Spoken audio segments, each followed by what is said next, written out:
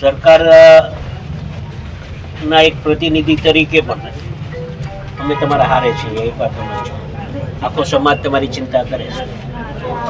તમે સાંભળો મારી વાત, સાંભળી લો. એટલે અમે કોઈ આમાં રાજકીય કે એવું કંઈ તમારે રોકલા આવ્યા અમે નથી. માત્ર ને માત્ર એક સમાજના એક આગેવાન તરીકે આ સમાચાર મળ્યા ને જ્યારે આ બનાવ બન્યો ને ત્યારે અમે સંપર્કમાં હતા.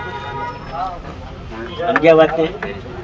પણ ક્યારેક ક્યારેક છે ને આપણા ઉશ્કેરેટમાં આવીને આપણો સમાજના યુવાનો છે ને ક્યારેક ક્યારેક ન કરવા જેવું બી કરી બેઠે છે, જે કડવું સત્ય છે. સમજો વાતને?